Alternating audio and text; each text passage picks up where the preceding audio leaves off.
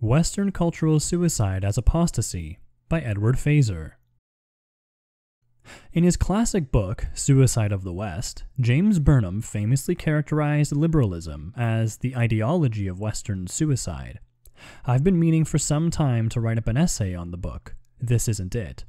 But Burnham's thesis came to mind when reading Michael Anton's essay Unprecedented in the latest New Criterion, because the phenomena Anton cites clearly confirm Burnham's analysis. Ours is a civilization in decline, and at a rapidly accelerating pace. That isn't new in human history, but the precise manner in which it is disintegrating seems to be unprecedented, which is the reason for the title of Anton's essay. What has effectively become the ideology of the ruling classes, which goes by many names: political correctness, wokeness, critical social justice, the successor ideology, the bis-woe mentality, and so on, manifests a perverse self-destructiveness and nihilism that, as Anton argues, appears sui generis. This ideology, now embraced wholeheartedly by our elites and propagated by them in all the major institutions of society, teaches hatred of their own country and their own civilization as somehow uniquely malign and oppressive. It encourages foreigners and immigrants to regard the United States and the West in general with the same hostility. Affluent left-wing whites have also adopted an ethnic self-hatred that is unparalleled in history, enthusiastically embracing the demonization of their whiteness as the source of all evil in the world. Yet these forms of oikophobia, or hatred of one's own, are prescribed by them only for Westerners and white people. Non-Westerners and non-whites, however bloody or oppressive their histories of their own people, are encouraged only ever to celebrate their heritage. Even more radical, though, is this ideology's attack on the very foundation of all social order, the family, and the distinction in relations between the sexes that is the family's own basis. Every form of sexual degeneracy is celebrated, and even the most timid criticism of it shrilly denounced as bigotry. The rarest kind of sexual activity may be that which actually results in children, despite that being what sex exists for in the first place, and marriage rates and birth rates are declining significantly. Norms governing the roles of fathers and mothers and the relations between the sexes are condemned as patriarchal. Many are alienated even from their own sex, self-identifying instead as one of up to 63 imagined alternative genders. As Anton notes, outright ugliness is aggressively promoted in all areas of culture, from architecture to the arts to advertising. Movies and music endlessly obsess over the deviant, the disordered, and the criminal, while ridiculing the normal. Bodies are ever more thoroughly tattooed, pierced, and clothed in amorphous garb that smothers rather than enhances femininity or masculinity. Obese or emaciated models stare out from advertisements with expressions of sullen defiance. Conventional standards of beauty, like those of morality, are condemned as oppressive and bigoted. Basic law and order, too, is condemned in the same terms. Police are demonized, defunded, and demoralized. Many offenses are decriminalized, many laws that remain on the books are left unenforced, and many who are arrested for breaking the laws that are still enforced are let back onto the streets without bail. Looting and vandalism are excused or even approved of. Drug addicts and the mentally ill are permitted to take over sidewalks and defecate in the streets, though this benefits neither them nor anyone else. The educational system inculcates into the young this nihilism and oikophobia, and condemns standards of excellence as, you guessed it, just further examples of oppression and bigotry. Progress is conceived of in terms of the endless ferreting out of yet further norms that might be subverted, and the death spiral that this entails now seems to be reaching its inevitable climax. It is the societal self-hatred that all of this evinces that in Anton's view makes it unique in the annals of civilizational collapse, and it is what brought Burnham's analysis to my mind. What accounts for it? Part of the story is that we are victims of our own success. The truth, of course, is that modern Western society is not oppressive, except now toward those who resist the cultural decline just described and try to shore up traditional standards. It is freer and more prosperous than any society in history. The fact that it tolerates even the odious malcontents who spread wokeness like a cancer through the body politic, and indeed has now adopted this ideology as its own, itself demonstrates how free it is. The fact that the entire system, though highly dysfunctional, has not yet collapsed from this cancer shows how prosperous it is. A society needs a high degree of affluence in order to limp along, at least for a while, as the family unit and basic law and order crumble. But liberty and affluence breed decadence. The wealthier and freer people are, the more they tend to find unendurable any residual discomfort or restraint on the indulgence of desire. Elsewhere I have discussed in some detail Plato's account of how oligarchical societies tend to decay into egalitarian licentiousness. And as Nietzsche observes in Beyond Good and Evil, there is a point in the history of society when it becomes so pathologically soft and tender that among other things it sides even with those who harm it, criminals, and does this quite seriously and honestly. Punishing somehow seems unfair to it, and it is certain that imagining punishment and being supposed to punish hurts it, arouses fear in it. Is it not enough to render him undangerous? Why still punish? Punishing itself is terrible. With this question, herd morality, the morality of timidity, draws its ultimate consequence. If this is true even of criminal activity, it is naturally going to be true of non-criminal forms of deviance. A pathologically soft and tender society cannot endure the thought that people who do shameful things might be made to feel shame.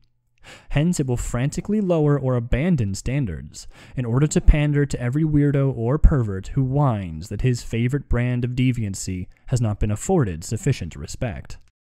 Yet, while this accounts to some degree for the extent to which norms have collapsed, it does not explain the visceral hostility of those who work to undermine them.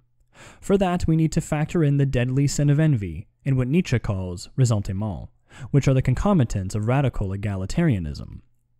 As Aquinas teaches, hatred may arise both from anger and from envy, but arises more directly from envy, which looks upon the very good of our neighbor as displeasing and therefore hateful.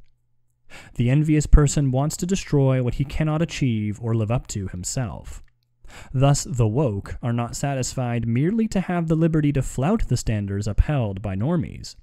They want to do dirt on those standards, and indeed utterly to annihilate them. Nietzsche had their number, and thus spoke Zarathustra. You preachers of equality, to me you are tarantulas, and secretly vengeful. What justice means to us is precisely that the world be filled with the storms of our revenge. Thus the tarantulas speak to each other.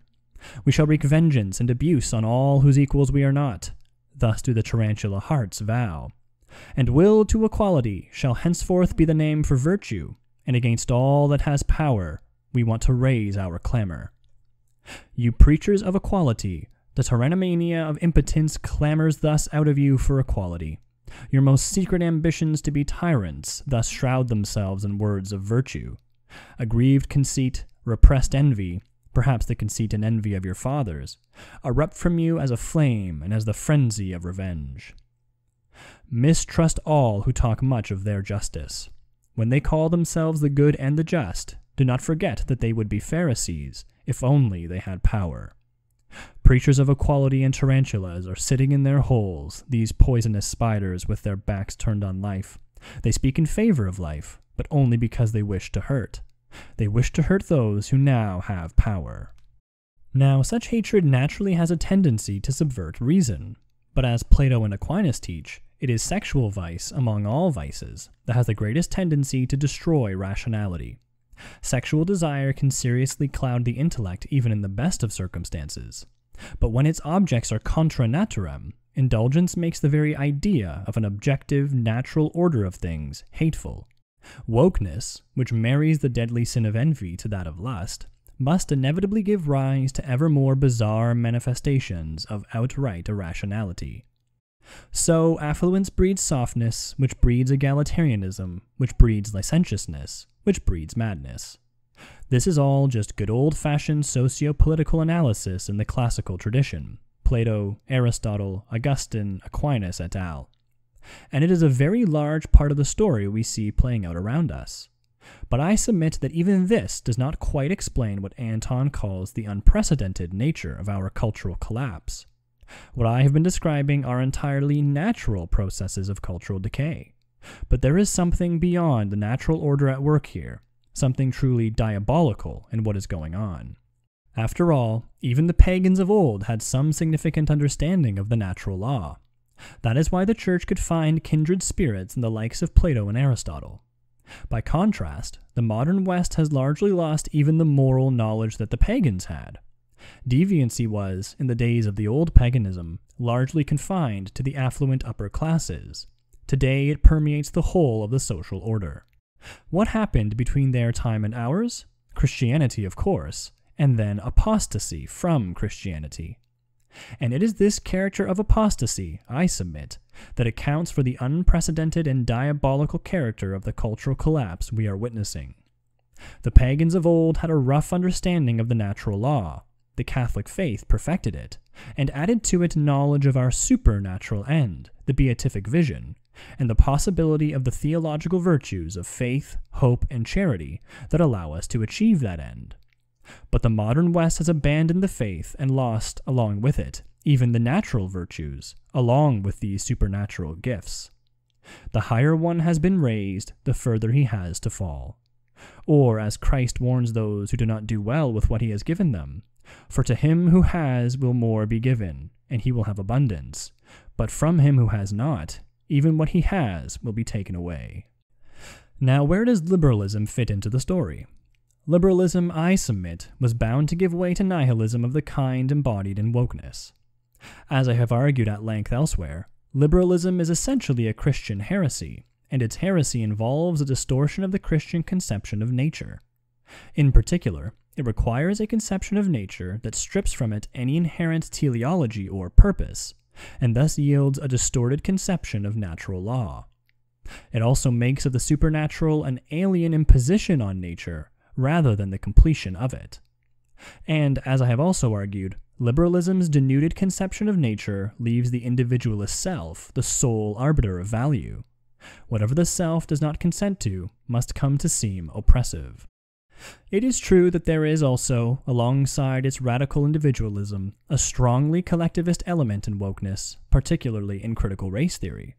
But this does not undermine the point that wokeness is the fruit of liberal individualism. For one thing, modern forms of collectivism, whether socialism, communism, or the racist collectivism of Nazism and CRT, have arisen precisely as an overreaction to liberal individualism. For another, the collectivism of CRT is highly attenuated by its emphasis on intersectionality. When one defines oneself as, say, an undocumented, low-income, trans, lesbian, plus-sized person of color with disabilities, who is the victim of oppression by everyone outside this intersection of categories, group identity isn't doing much work anymore. It's just another novel expression of individual grievance. As Nietzsche emphasized, the egalitarianism of modern liberalism and socialism is an inheritance from Christianity, and lacks any rational basis in the absence of its original foundation. But modern forms of egalitarianism are also grotesque distortions of what Christianity says about human equality. Christianity teaches that all human beings are equally made in God's image by virtue of their rational nature, and have all been offered the supernatural end of the beatific vision. Wokeness says, contrary to traditional Christian teaching, that human beings are, or ought to be, equal in every significant respect, and that all inequities per se are unjust. Christianity teaches that all sinners are equally offered the opportunity for forgiveness, if only they will repent. Wokeness teaches that no repentance is necessary, because the things Christianity offers forgiveness for are not really sins. Indeed, the only real sinners are those who uphold the old norms. In other ways, too, wokeness amounts to a counterfeit Christianity that aims to subvert and replace the original. In particular, and as I have argued elsewhere, it has the character of a Manichaean Gnostic cult that shares many traits with earlier Gnostic challenges to the Church. Where will all of this lead? Contra those who worry or hope that the woke successor ideology will have its boot on our throats for generations, Anton says, "If forced to bet, I would have to place my chips somewhere between imminent collapse and drawn-out decline. I occasionally read theories of triple bank shots and four-dimensional chess. They really know what they're doing, only to marvel.